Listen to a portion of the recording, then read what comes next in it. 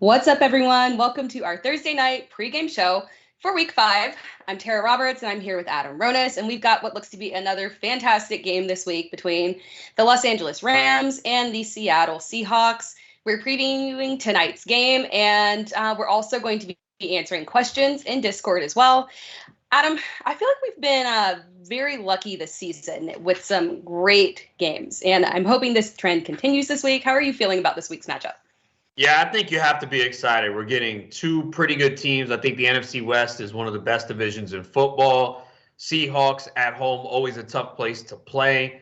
They're 2-2 coming off a win last week where they were underdogs in the division against San Francisco. Rams are coming off a disappointing game. I think everyone kind of anointed them after they beat Tampa Bay in week 3, and they got smacked around by Arizona last week. So I think they're going to want to come out, and they understand if they want to win this division, every game is so critical. They're going to need a win here tonight. So, two teams that have a lot of players of interest, division rival. I remember years ago, though, I think it was a Rams-Seahawks game that was really exciting on a Thursday night. So I expect a pretty good game tonight. Obviously, it's reflected in the line. I think it's like 2. Might have went down 1.5 some places. Rams favored here on the road, and the game total around 53-54. So hopefully, for fantasy purposes, because there's a lot of relevant players in this game, we do get a nice high-scoring game. Yeah, I hope so. I know that, pretty much everyone, you've probably got someone invested in this game because these are some fantastic players. A lot of people that were hoping to have bounce-back games this week, especially if you were invested into the Rams as well. But before we kick off the show, Fantasy Alarm has teamed up with Yahoo Daily Fantasy this season to offer a whole new DFS experience. For a limited time, get a free $25 contrast entry fee after your first deposit with the promo code ALARM. And if that's not enough, how about we throw in our NFL DFS playbook? That's right, you get the award-winning NFL Playbook Pro Package free when you sign up and deposit with Yahoo Fantasy Daily. Just go to fantasyalarm.com/Yahoo, use the promo code ALARM when you sign up and make a deposit, and then go to dfsalarm.com, wait for the pop-up, and the NFL DFS Playbook Pro is all yours. Now let's dive into hot topics from around the league. I thought we'd kick things off with rookie quarterbacks. We've got some exciting things that we have confirmed and another one that we aren't getting the confirmation on, but come on, I think we all are hoping and believing that it's going to be Trey Lance. But we've got Justin Fields finally announced as the Chicago quarterback. It seemed like it was painful maybe to pull that one out of Nagy, but how are you feeling about it? I mean, I think it's the right call. He's the guy that should be the quarterback. I mean, for fantasy purposes, though, it's been very underwhelming so far. We really haven't seen him run much, and that was one of the appeals with him. We figured we'd get some rushing yards, and it really hasn't happened. They didn't need him to do much last week. They had the lead. This week, they're probably going to be playing from behind against the Raiders. They're 5.5-point underdogs, but he's still ranked pretty low for me. I don't have him in the top 15 fantasy quarterbacks this week. So I think he's a guy, if you do have, you just keep him on the bench until they show the ability to design the offense with him running a little bit, and maybe he gets more of a comfort level. We see he unlocked Darnell Mooney last week. Mooney had a big game, but Allen Robinson owners, they need more production, and you have to hope that it starts to happen here this week. If you've got Allen Robinson, are you feeling comfortable rolling him out? I don't know. A have-to situation? I think comfortable is the wrong word. I wouldn't say that, but I think I have him ranked right around like 24, 25, 26 in that range. You can check out those rankings, fantasyalarm.com. Click on the weekly rankings for PPR, half-point PPR, non-PPR. So it's funny because I loved Robinson last year, got him almost everywhere. This year, I barely have him. It might be more in best ball, but in my redraft leagues, I only have him in one. Not by design. It's just that in that range, there were so many good wide receivers that you could take. And either he went before, or maybe there was a couple guys like a Terry McLaurin that I liked maybe a little better and took him. So it's not that I didn't like Allen Robinson. But in the league, I have him. I mean, I'm going to play him. But people are asking questions, that they don't feel comfortable playing him. And I think you just continue to roll with him, and you hope. He had 3 targets last week, caught all 3. They didn't pass a lot, though. I think they're going to have to pass a lot more. And Mooney's going to open things up for Robinson. People look at, Mooney's getting more. But if they have to account for Mooney deep, it's going to open up the intermediate targets for Robinson. Yeah, that's what I'm thinking as well. And then we moving on to the next quarterback that we have, we got Trey Lance. And we're still not getting the okay on that, and I kind of get it. I mean, from a team perspective, it makes sense to kind of hide that to the last minute. Maybe I'm not so upset about Shanahan kind of not tipping off his hand right there, but from what we saw from Trey Lance last week, I know there was a little bit of inaccuracy problems. I think he was 50% in terms of completion, decent amount of yardage, 2 touchdowns, and then productive on the ground. So, I mean, for our purposes, that's fantastic. I mean, if you see that entire production over the course of a full game, we're feeling pretty happy about it.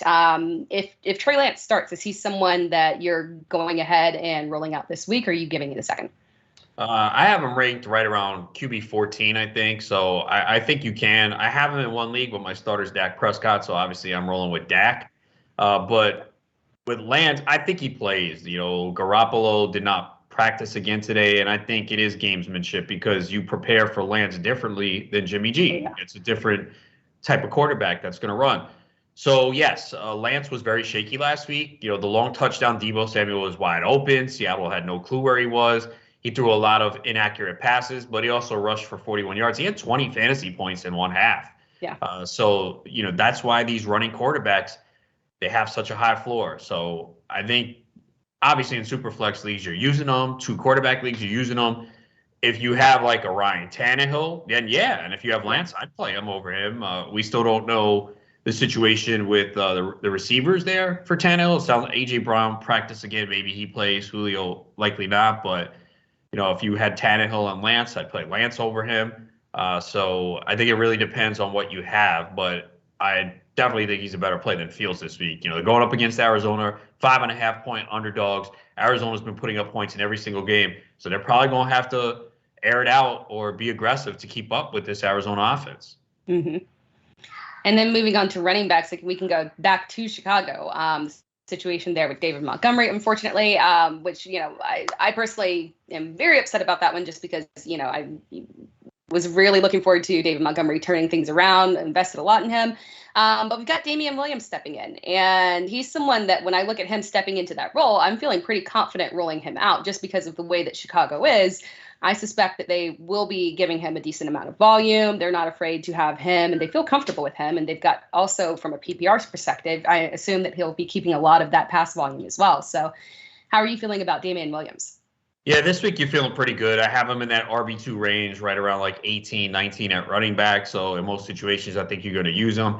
I know in my leagues, he was not available in any of them. I was fortunate to have him on 2 of my rosters. But I play in a lot of deep leagues. I know there's people listening where he was available, and people were asking me questions in the Discord about how much to spend. So I saw him go for, in another league that I'm not in, he went for like $535.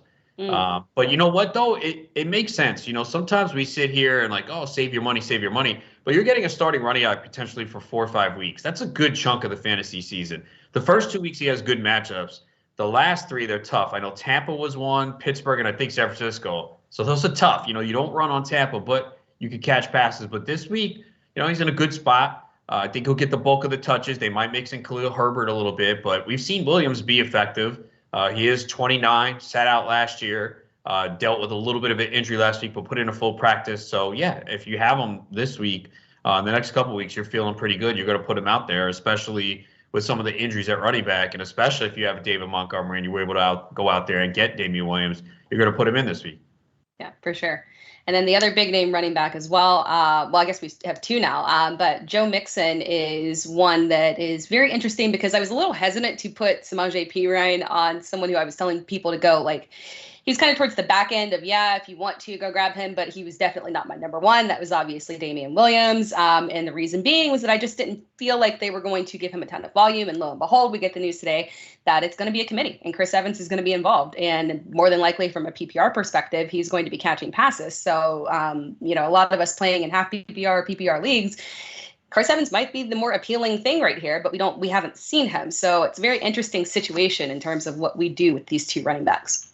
Yeah, P. Ryan, like you said, I agree. I actually think Cincinnati is going to pass quite a bit this week. We have not seen it yet. Joe Burrow had 32 pass attempts last week, and Cincinnati's offense has not operated like we thought, right? We thought, Burrow's going to throw 35, 40 times a game. They're going to be playing from behind. where their defense has been better than expected. They're 3-1, but now the Green Bay comes in, and I think Green Bay is hurting in the secondary. Jair Alexander hasn't officially been ruled out, but I don't expect him to play. They're talking about trying to avoid surgery on that shoulder.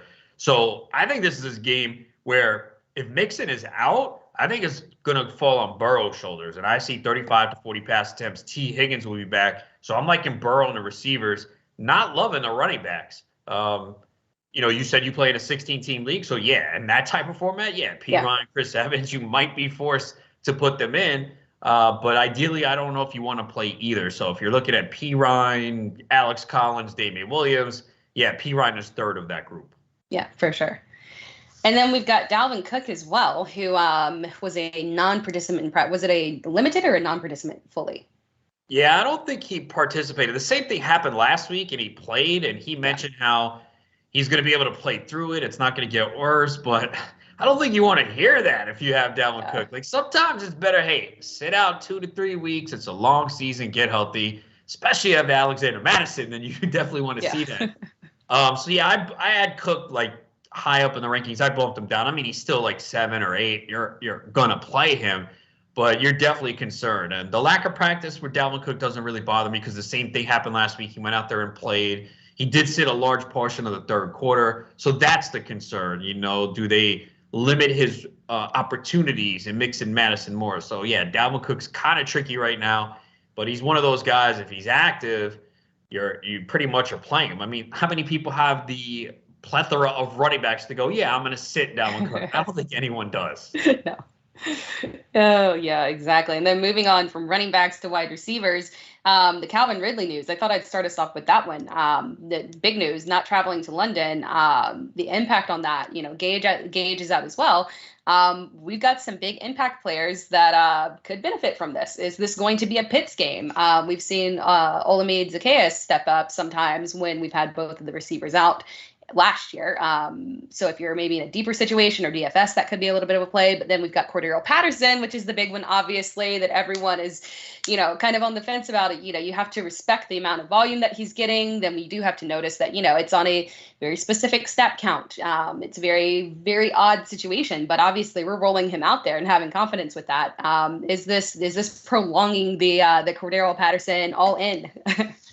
I think it has to. I mean, I can't believe where I have him ranked. And I was like, I never thought that we'd be in week 5 and Patterson is ranked very high at running back, but he's going to get the opportunities and maybe he plays. He's been more effective as a receiver this year. He really hasn't done much as a running back.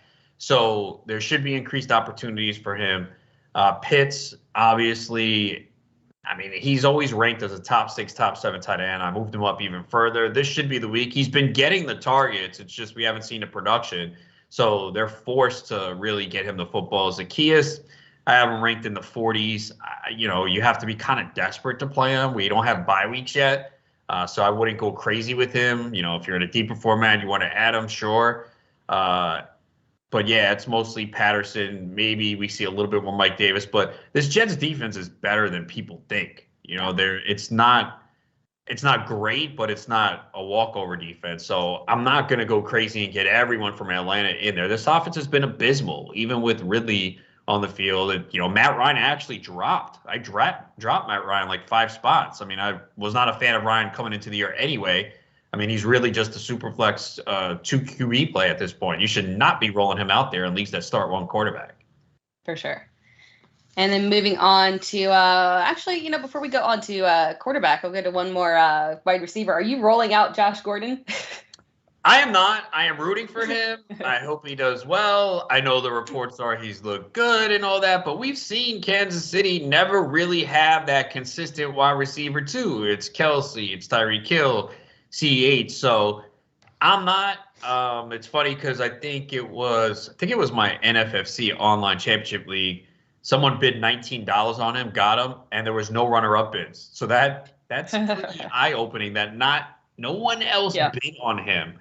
I think in my home league he went for $75, something like that. But I did not enter the Gordon sweepstakes. Did you?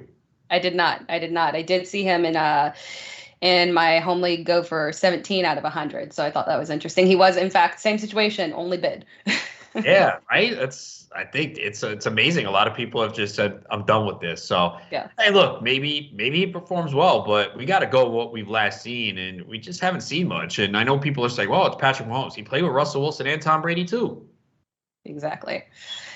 And then moving on to quarterbacks, we got the news about Baker Mayfield and his torn labrum, which was the non-throwing shoulder, but still, I mean, it's an effect that happens. So any concerns about that moving forward? I mean, obviously, it makes sense in terms of how we've seen for the last few weeks. They've been very reliant on the run game, which is to be expected, but just the accuracy was a little bit of a concern last week. Connection with Baker, Odell.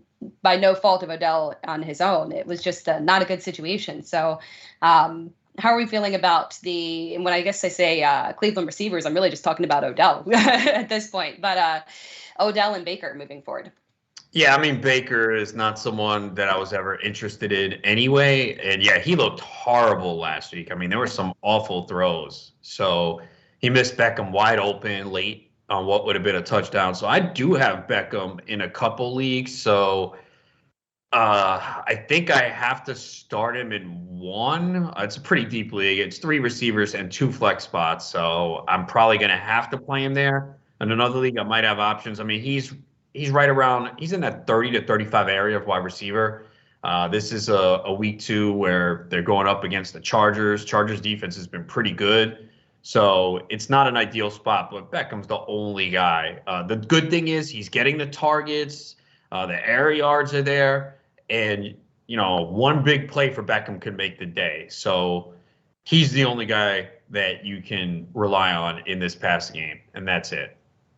For sure. And then a big IR issue out of Jacksonville with the game last week. DJ Chark out for the season, fortunately, and Laviska Shenault seems to be the one that was the primary beneficiary on that one. Thoughts around the Jacksonville receivers moving forward? Are we feeling confident about Laviska? I've been getting a lot of questions about him this week. Yeah, I mean, obviously he gets an upgrade. We saw it when Chark left the game. They went downfield to him a little bit. So he's in a spot where he's going to get more targets. My concern with Jacksonville this week is the mind state of this team after the whole Urban Meyer fiasco, because they clearly they don't want to play for this guy. So that's my concern for Jacksonville is where's the mindset of this team this week. They have a favorable matchup against Tennessee. We know how bad that defense is. They lack a pass rush, so Lawrence should have some time. So, Lawrence is not a, QB2. Laviska, you're going to play Marvin Jones and James Robinson. I mean, that's the guy that has gotten a big boost. And I know Carlos Hyde was out with an injury last week that opened the door. You got to hope that they see now, all right, Robinson's the guy. Let's not mess with Carlos Hyde too much. Let's focus on James Robinson and let him get the touches, because that's a player that has really seen his stock go up. I mean, he was a player early in the season. After week 1, we were like, oh my goodness, what's going to happen? And now, I mean, he's a solid RB1. For sure. And then other notable injuries to run through. I'll just rattle them off quickly. We've got CMC, who is practicing. Moving on to the Titans, we've got Julio, who's not practicing, AJ Brown, who is. So we might see, we talked about that earlier in that situation. Then we've got TJ Hawkinson, George Kittle with the calf. We have Gronk as well, who probably looks like he's going to be playing. We've got Big Ben, who apparently they are gung-ho on regardless, is the news that came out. Then we've got both Sterling Shepard and Darius Slayton as well not practicing. And then a few IR concerns as well. We've got Will Fuller, Tony Jones, and Logan Thomas, unfortunately, as well. So, I mean, it was we've got a lot of injuries coming out, a lot of things to keep your eye on. Any of those ringing is a real big concern for you. Yeah, I mean, the Hawkinson one is going to be big because tight end's pretty thin. So I don't know if many of the people who have TJ Hawkinson they might not even have a backup or not a very good backup. So that's something to pay attention to. And, the bye weeks are coming up too. So it's only going to get even worse. But yeah, some of these injuries, are going to be right up until game time. And, Thursday practice doesn't mean much. We see a lot of times guys don't practice Wednesday or Thursday, and then Friday they're out there and they're good to go. So you have to pay attention to the injury report on Friday. And then even over the weekend, sometimes we'll hear this player's not traveling with the team. So you just know if you have these players to have a backup plan ready. Exactly. And then that wraps it up for our hot topics around the league. And then we can dive right into the game of the week that we are previewing between the Rams and the Seahawks. But as a reminder, guys, we're going to be jumping into Discord very soon now, answering your questions. So if you want to go into the Fantasy Alarm Discord or the DFS Alarm Discord, we'll be taking your questions in there from the live stream portion of the Discord. So jumping into the preview of the game, obviously we talked about it a little bit earlier. We've got obviously some huge names because this is a very offensive focused matchup from the Rams perspective. We've got Matt Stafford, we've got Robert Woods, we've got Cooper Kupp, we've got Darrell Henderson, possibly Van Jefferson as well, who's been showing to be someone that can be productive from a big play perspective. On the Seattle side, we've got Russell Wilson, DK Metcalf, Tyler Lockett, who maybe we're hoping for a little bit of a bounce back game. And then we've got Chris Carson, who is unfortunately announced as out, and Alex Collins is probably the next man up. So big situations going on here. Sorry, I forgot Higbee as well. But just a lot of offensive firepower from both sides. Are there any guys that you're particularly hot on? Any that are a red flag for you? I know we've got some wide receivers that are a bit of concern and a lot of people are on the fence about. Yeah, I mean, I think you're pretty much playing almost everyone in this game this season long. Matt Stafford's a QB1. I mean, again, this Seattle defense is not close to what it's been in the past, and Stafford's averaging 304 passing yards per game. So I like him in this spot. Russ, here's the problem with Seattle. I talked about this a lot. They are playing at such a slow pace. They have run 211 plays in 4 games. That's absolutely pathetic for an NFL team. They play at such a slow pace. And we all thought with Shane Waldron coming in as offensive coordinator, they'd pick it up, and they really haven't. I mean, last week, they got destroyed by San Francisco. San Francisco had like over 400 yards. The difference was Seattle forced a couple of turnovers. So Wilson should be better. Maybe this is finally a game where he puts up numbers if he's forced to keep up with the Rams. If the Rams put up points, Wilson's going to have to do his thing. So, Wilson is probably – he's still a QB1, but he's the lowest I've had him this year, because I usually have him right around, 5, 6, 7, but he's more 9, 10, 11 this week. Still going to play him. This should be a good spot. Tyler Lockett has been a little banged up the last couple weeks, and I know people are like, oh, this is why I hate Lockett. 2 big weeks 1 and 2, and look at weeks 3 and 4. I continue to roll with him. There's some talk that Jaylen Ramsey could be on DK Metcalf tonight. Ramsey's been playing mostly in the slot, but they might shadow Metcalf tonight. I'm still going to play Metcalf in seasonal leagues, obviously. It's not like Ramsey might not be on him every play. Metcalf is still capable of a long touchdown.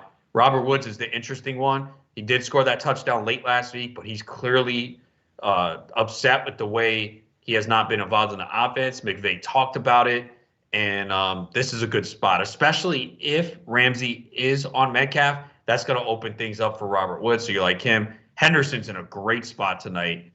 He came back last week, and they gave him a big workload. Seattle's been terrible against the run, 28th in DVOA against running backs this year. I've already took a prop on Darrell Henderson over 19.5 receiving yards for tonight. So he's in a good spot. Yeah. And then, Alex Collins is the big question. Everyone's going to be like, do I start him?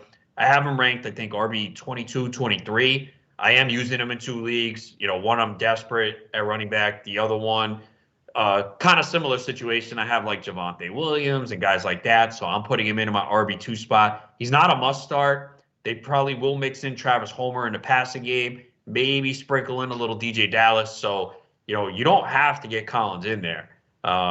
Again, he's more of an RB2. So you mentioned Van Jefferson. I think he's interesting in DFS, right? Because he's cheap and a big play.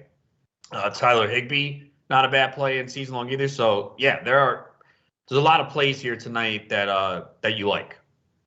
For sure. And I think I saw maybe injury. I think Gerald Everett did not come off the COVID list. That is correct. Yeah, he is out. So if you were counting on him, you thought he was in, get him out of your lineups. Yes. All right. And then let's go ahead and move into, I see a lot of questions in the Discord under the live stream QA. So thank you everyone for going ahead and logging in there and putting your questions in there. So we're going to start here, and we'll start off with a question from Iceman. Half PPR, need 2 wide receivers and 1 flex. Okay, so we need 3 total. We have Robert Woods, Cordero Patterson, Deontay Johnson, Mike Williams, and Mike Davis. Oh boy, that's tough. All right, so we got. I think we're gonna go Deontay, Patterson, and who are the other two? Mike Williams, Robert Woods, Mike Davis. I gotta go big Mike Williams, man. I know he disappointed last week. He was open and Herbert missed him. But yeah, I mean, he had one bad game, so gotta go back to big Mike Williams. Yep, those are my three too. Could be a very, very potent three there for you right there. All right, and moving on to the next question, we've got another need two. Mike Davis, Alex Collins is what I'm assuming. Damian Harris and Jamal Williams. I will go Damian Harris and Alex Collins. Yeah. Harris has a really good matchup against the Texans this week. You know, he's very dependent on game flow. I expect the Patriots to win this game, play from ahead, and if they do, you know, he could get 20 carries, find the end zone once or twice. Yeah, for sure. I had a little debate the other night with someone around Damian Harris about whether or not he's had a good season. I mean, unfortunately, he's kind of been game scripted out of the last couple of weeks, which is going to happen sometimes, unfortunately. And I think this year I'm feeling like a lot more teams are getting more comfortable with saying, hey, in certain situations, we're just going to abandon the run. So, you know, as fantasy managers, that's just something that you have to pay attention to with certain teams, certain matchups. There are people that are going to be game scripted out of it. But when Harris has been on the field and had the opportunity, he's been fantastic.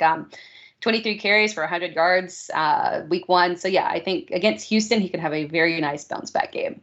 Yeah, last week was not a surprise. No one runs on Tampa, and they had -1 yards. So if you had Damian Harris, you had to know going into that game that you probably shouldn't have played him. And if you did, your expectations had to be extremely low against Tampa Bay's run defense. For sure. And then moving on, we've got a trade question. So this user would get T. Higgins and would give up Jaylen Waddle and Dalton Schultz. I'm okay with that. I mean, it depends on your tight end situation. You know, Schultz probably will not keep this up. You know, CeeDee Lamb had a quiet game. Schultz has been heavily involved, and he's a preferred tight end. You know, Waddle, disappointing game last week. So I'm okay with that. If you're good at tight end, I'm assuming he is. Probably has a better tight end, maybe drafted Schultz or picked him up and is looking to acquire. So, yeah, I like T. Higgins. They're looking for him quite a bit in the red zone. I know you got Jamar Chase there, who's more the alpha, and you got Boyd, but we've seen Higgins get those red zone targets. So, yeah, I'm okay making that deal. Yeah, I agree with you. And I think a lot goes back to what you were saying earlier about I think we might start seeing moving forward more volume going towards the pass game. I know they've been conservative with Joe Burrow, and I think that's going to change moving forward. And then moving on to the next question, we've got a defense, streaming defense question. Arizona, Minnesota, Carolina, Vegas, or Tennessee? I'm going to go with Minnesota against Detroit. Detroit looks like they're going to be without 3 offensive linemen. And I wrote this today in the Survivor Pool article on fantasyalarm.com. Minnesota's 1-3, but they're really not that bad. Like, let's not forget, they lost to Cincinnati in week 1 on the road in overtime. That's not a bad loss. Cincinnati's a solid team. This is not the Bengals of years past. They should have beat Arizona. They missed a field goal as time expired. They lost by 1. And last week, they just had an ugly game against the Browns where they lost 14-7. So I think Minnesota's in a good spot here.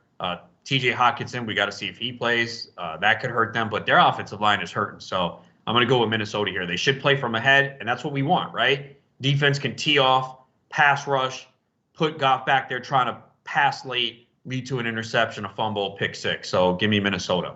Yeah, completely agree. Then moving on to the next question from Ricky Wayne. We've got, it's a 2-part question. All right. So first part of the question, PPR, start 1. Josh Jacobs or Damian Williams? Damian Williams. Jacobs looked terrible last week, and I know he was coming off the injury, but man, he looked so slow. Yeah, I completely agree with you. I would definitely go with Damian Williams. And then second part of the question, start 1, Emmanuel Sanders or T. Higgins? T. Higgins. I'm assuming he's back and going to play. Again, I like this spot for this Bengals passing offense this week. I mean, Sanders is in a good spot too, but remember, because the Bills are going to put up points on the Chiefs. I mean, everyone has this year. But they do spread it around. So, yeah, I got to go T. Higgins. He's looked good when he's played this year. And I think the Bengals offense is going to put up some points on Green Bay. Completely agree. Now we've got a question from Mikey Scarps. Need 1 wide receiver between Odell, Galladay, Waddle, or Emmanuel Sanders? Oh, and Pittman. This is close. I might lean Sanders here. I want to say Beckham, but I'm a little worried after what I saw last week. And the Chargers are good. So I think I'm going to go Sanders here in that high-scoring game against the Chiefs.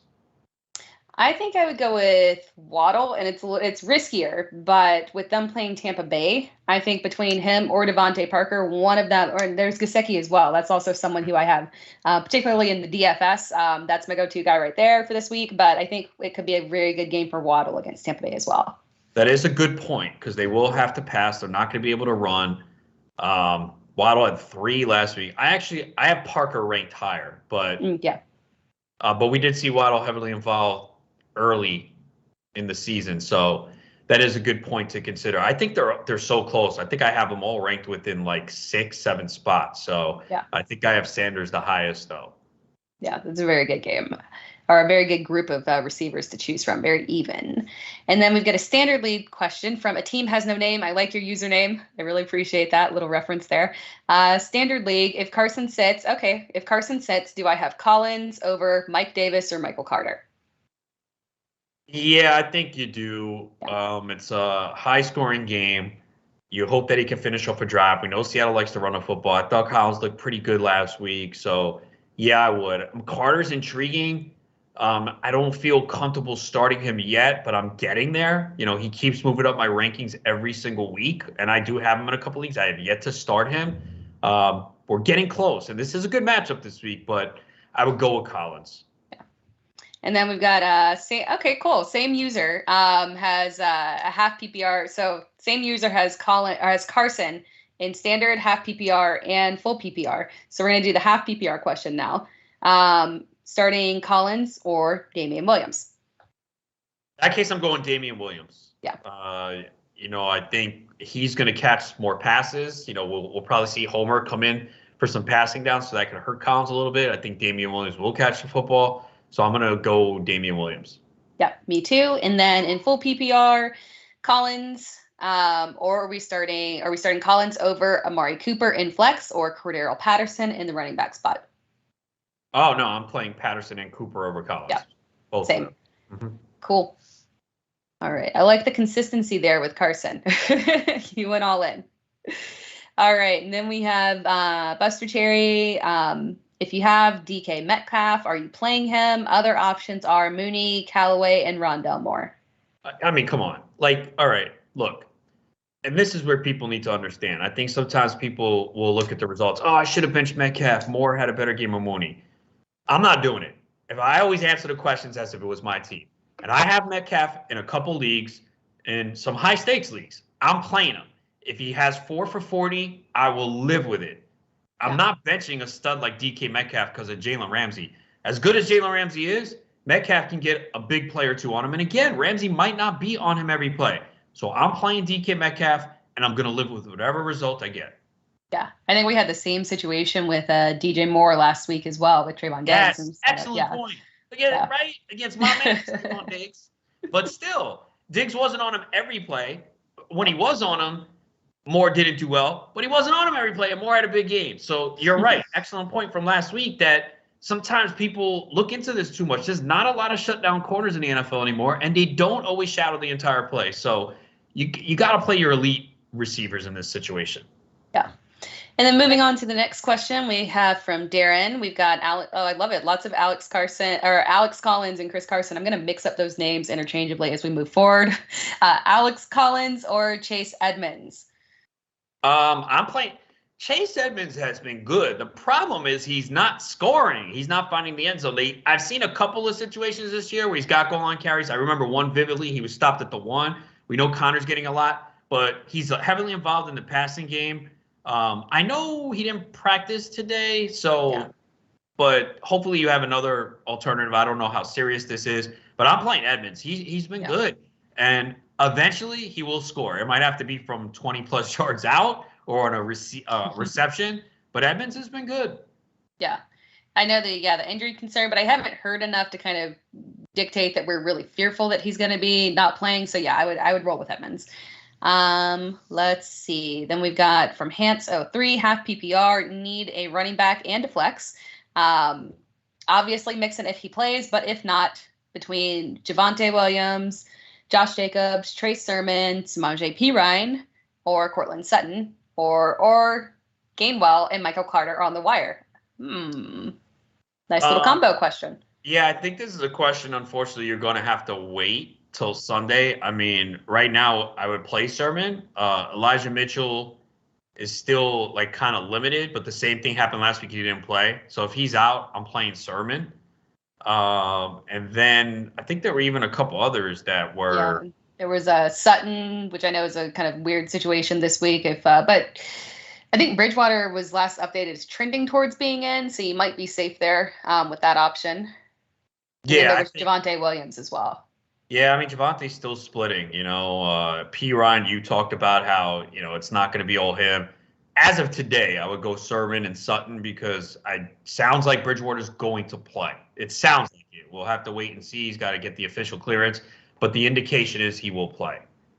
The one thing I did want to say on the back end of this question, we talked about Perine earlier and the fact that he will be splitting with Chris Evans more than likely. And you said that Gainwell and Carter are on the wire. So you might want to look into Samaje Perine is not a long-term solution. So you might want to look at either Gainwell. I personally really do like Gainwell and believe that it's going to become more of a split.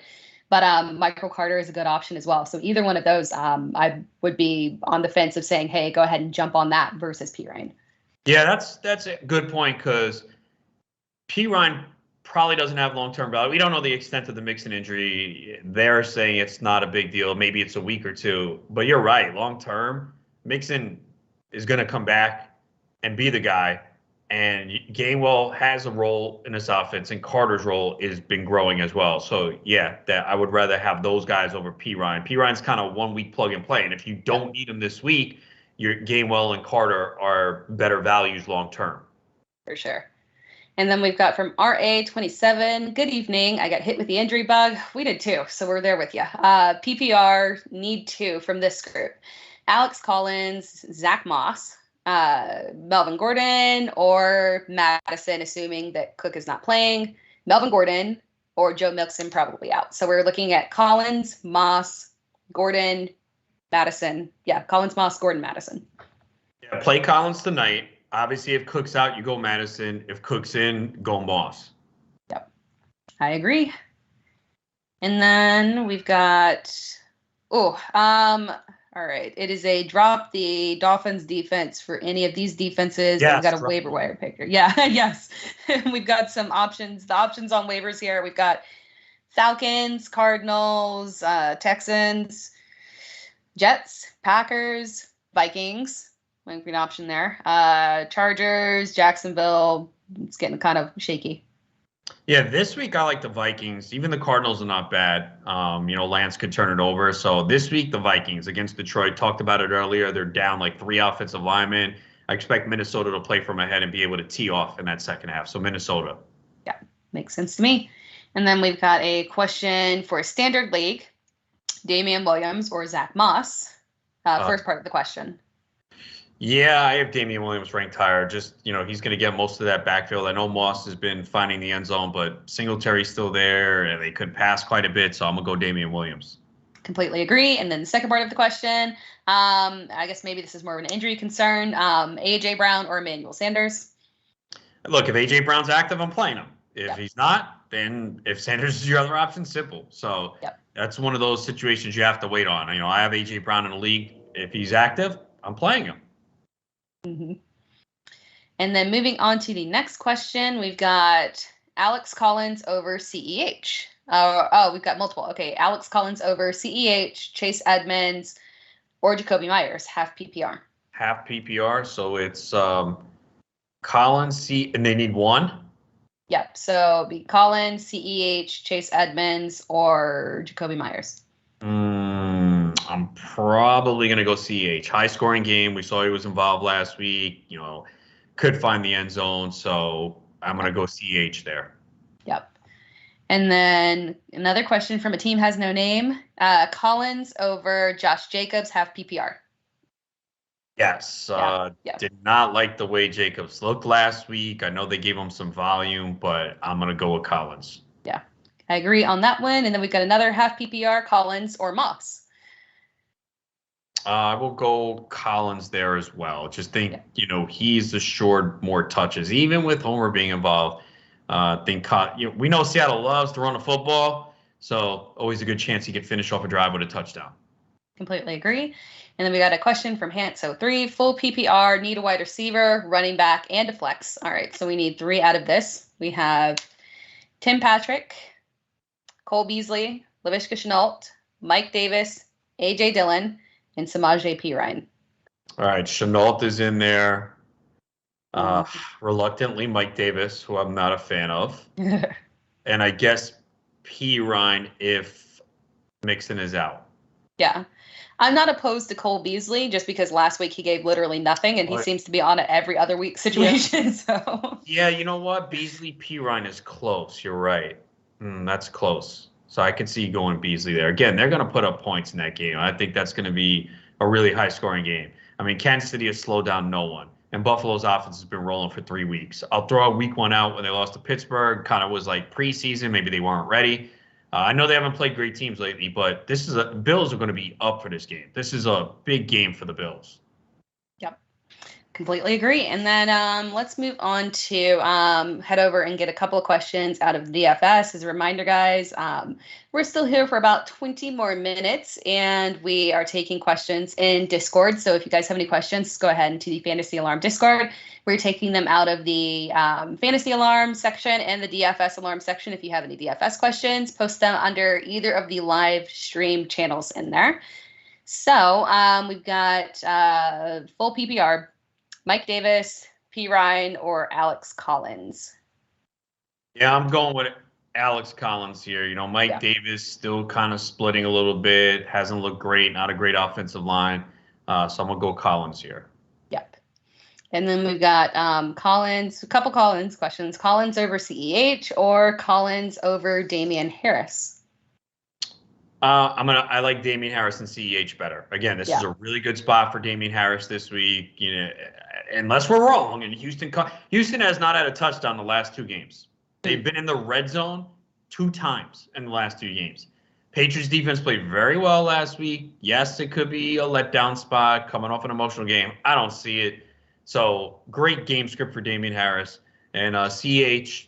After the fumble, has bounced back and been fine. I know Darrell Williams had a touchdown last week too, but I'm going to go CEH over Alex Collins. Agree. And then heading back over to Fantasy Alarm, PPR, flex question. Courtland Sutton, T. Higgins, or Melvin Gordon? 1. Yep, 1 out of those. T. Higgins. Yes, completely agree. And then quarterback, this is a fun one. I saw that I got this question earlier. Tannehill or Daniel Jones? Daniel Jones. The guy's playing well. Threw for over 400 yards last week. They're going to need to put up points to stay with this Cowboys offense. So, yeah, it's Daniel Jones. Yes, exactly. And then I like to remind people that, Trayvon Diggs has been fantastic. Dallas is creating turnovers. But from a fantasy perspective, if you've got somebody that's able to throw for over 300 yards against them, who'll be running on the ground, getting touchdowns as well, it's going to negate him getting 1 or 2 interceptions. So I think he'll be productive enough to be able to combat that fact that Trayvon Diggs is probably going to get another interception. Kind of crazy. Daniel Jones has thrown 1 interception this year. He has, yes. Right? That's He's crazy. Really turning it around. The Cowboys actually have allowed the 4th most fantasy points to quarterbacks, as good as their defense has been. Now, look at who they've gone against, though. Brady threw 4 touchdowns against them. Yeah. Herbert only had 1. He did have a couple called back. There were some bad penalties, but he threw for 338. Hurts threw for 326 and 2 touchdowns, and Darnold threw for 301, 2 touchdowns, and rushed for 2. So every quarterback they faced has thrown for over 300 yards. Part of it is Cowboys offense putting up points, and these teams have either been back and forth or chasing them. So, yeah, Daniel Jones over Tannehill. Yeah, completely agree. And then we have a trade question. What caliber of player would you be looking to get for CMC and Hubbard? Well, so they want to trade CMC? Yeah.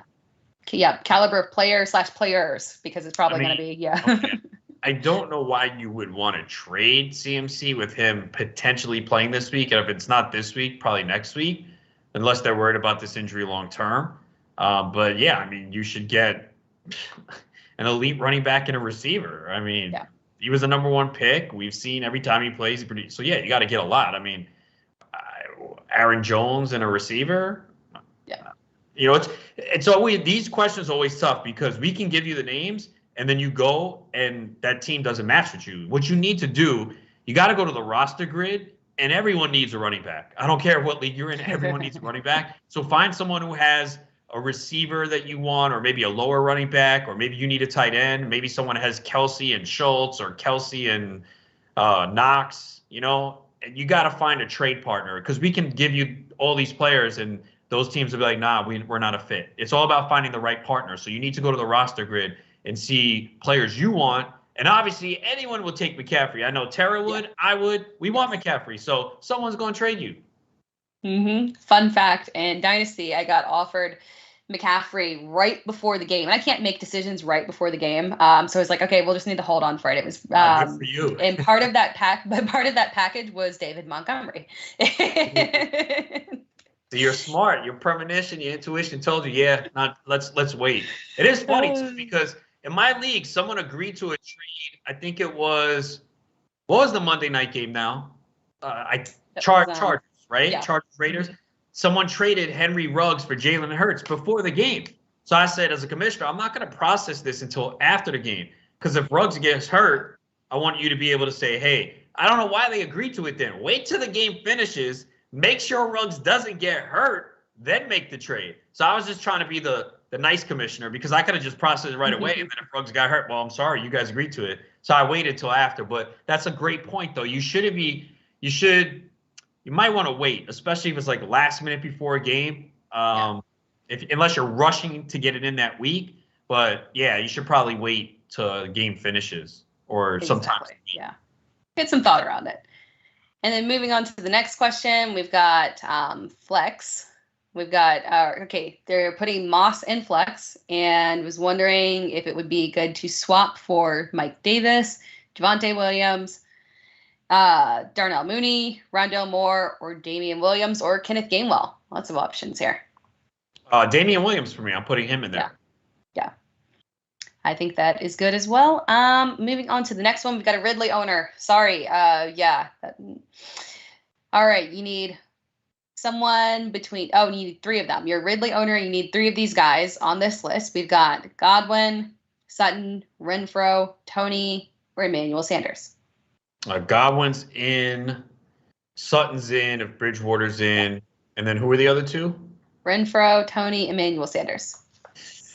We'll go, I think we got to go Manny Sanders in that shootout. He's been good. Yeah, I think that makes sense. I do like Tony. I just, it's more of it's still a little bit of an unknown situation for us there. Yeah, he's not, it looks like Shepard and Slayton could be out again. He was pretty good last week. So yeah, I still have him below, but if someone said they wanted to play him, it's not crazy. Yeah.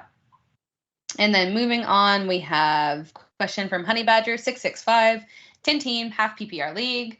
My main 3 wide receiver starters are Debo, Hopkins, and Deontay.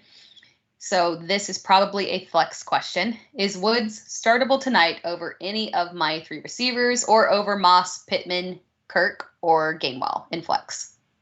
Oh, yeah. I mean, I wouldn't start him over the 3 receivers, but I'd start him over all those flex guys. Yeah. I think the only one that I forget, who is Indianapolis playing this week? Indianapolis is playing Baltimore. I'm not opposed to Pittman, but yeah.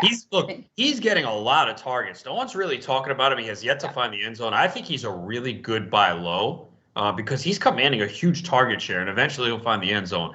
I'd still probably go with Woods now. Again, this is a situation where McVay talked it up, and usually when we see this, that player usually gets fed the football. So I'm expecting a high-scoring game tonight, and I think Woods will be more involved. So I would, but I'm glad you brought up Pittman because he's a sneaky buy low. No one's talking about him. Go look at the targets he's getting. I think he has 2 games of 12 targets, and he hasn't found the end zone yet. Eventually, he will. For sure. And the ankle's got to get better. Unless he pulls a Jacoby Myers and can't find the end zone ever. Yes, and I have faith that Carson Wentz's ankles are just going to improve at some point over the season. So it's going to. Well, I think they said today he put in a full practice for the first time in a while. Okay. So maybe you're right on that.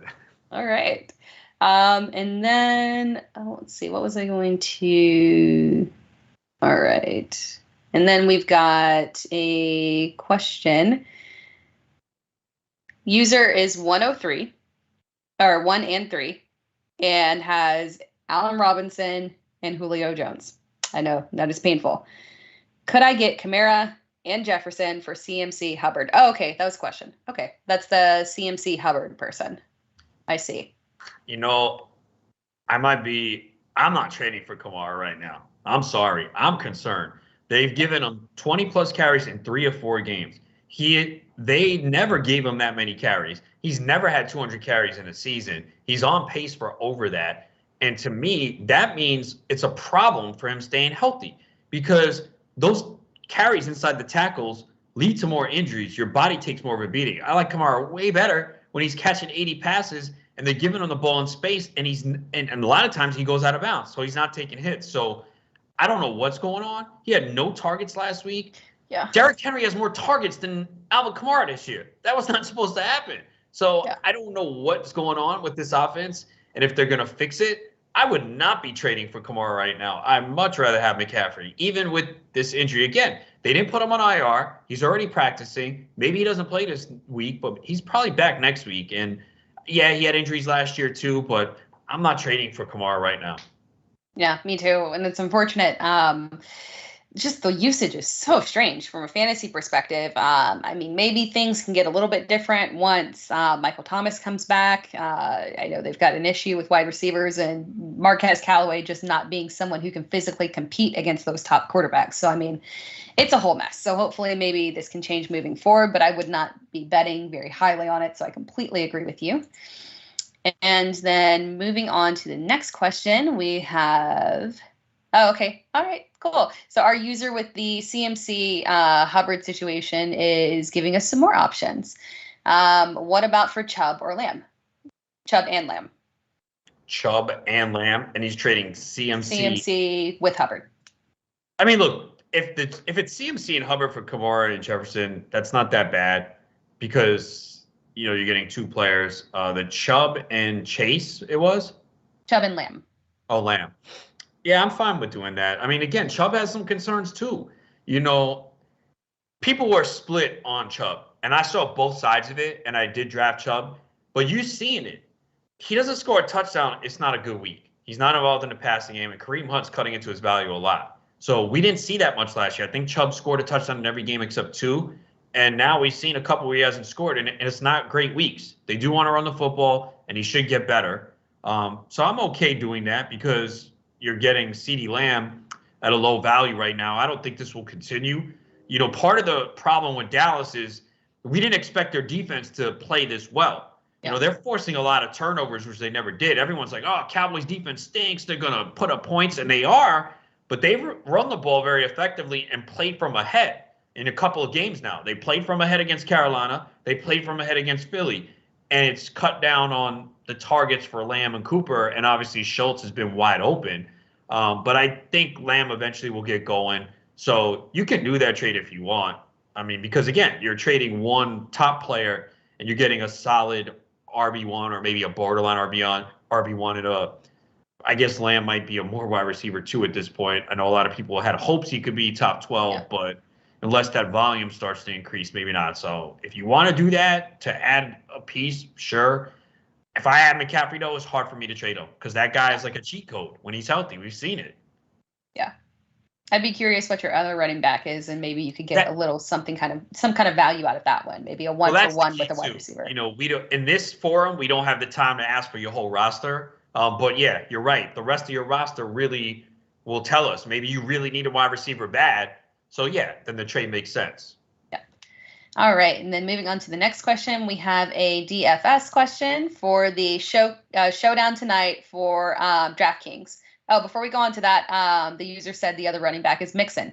Yeah. So, I mean, you've got 2 solid running backs. You could be able to maybe get something out of Mixon.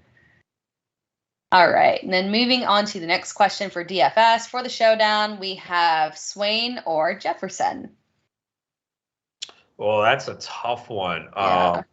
Because I do think Swain's kind of interesting tonight without Everett and maybe Metcalf getting some Ramsey treatment. Oh boy. And Van Jefferson has been used quite a bit. Yeah. And there's no pricing difference. They're the exact same price on Yahoo, both $13. I lean Van Jefferson, but it's close. How about you? I lean towards Jefferson as well. It's a better upside situation, but I mean, yeah. Yeah, I think the Rams are more likely to pass more. Now, again, if they play from ahead and Seattle plays from behind, Seattle might be forced to, but I just hope Seattle picks up the pace. I'm tired of them not running in place. Yes. All right. And then moving on to answer some other questions. Half PPR, Collins or Edmonds? Half point PPR. I think I'm still going to go. I think I'm going to go with Edmonds here. Yep.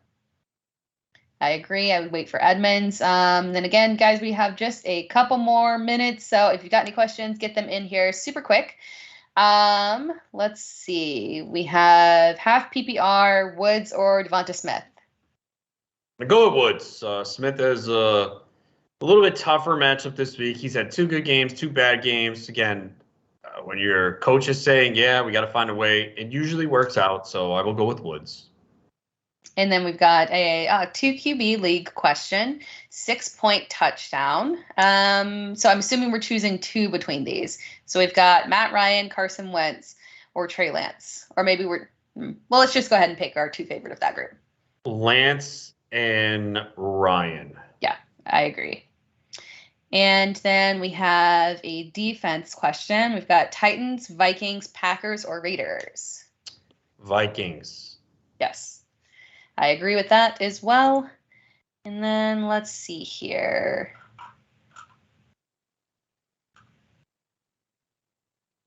All right.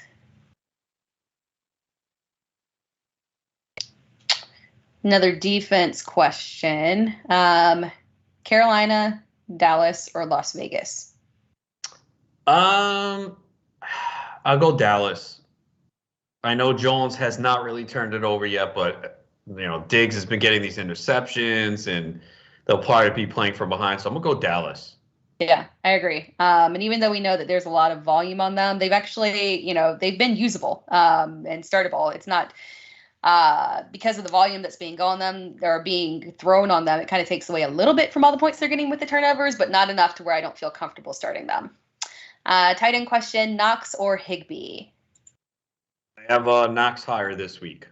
Yeah. And then one more, 2 QB, 6-point touchdown as well. Pick 2 between Rodgers, Herbert, or Burrow.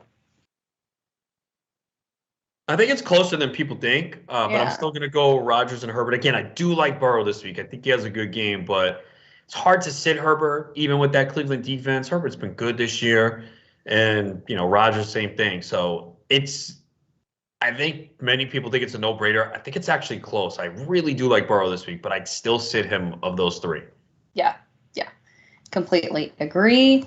And then one more. If we had to pick, who do we like better rest of season? Gainwell or Michael Carter? I will go Carter. Yeah, I think you're going Gainwell. I am. Yeah, I'm a little biased towards Gainwell. I really like where it's trending because I am a anti-Miles Sanders person, and from my perspective, I think that the way that this is heading is to being a more even split with him getting some more work on the ground as well, but the PPR perspective as well, since I don't play in any standard leads because it would kind of drive me crazy. But yeah, just the opportunity there for Gainwell is just, I really love the usage moving forward and the talent. Love the talent. All right, guys, we are going to go ahead and wrap things up. We are getting close to game time, and it's going to be a good game. It's going to be a good game. Rams versus Seattle. Thank you all for tuning in. Thank you all for watching. We will be back here again next week, same time, same place, previewing next week's game. I hope you guys all enjoy the game. go set your lineups and maybe make some DFS bets as well. So we'll talk to you later. See you next week.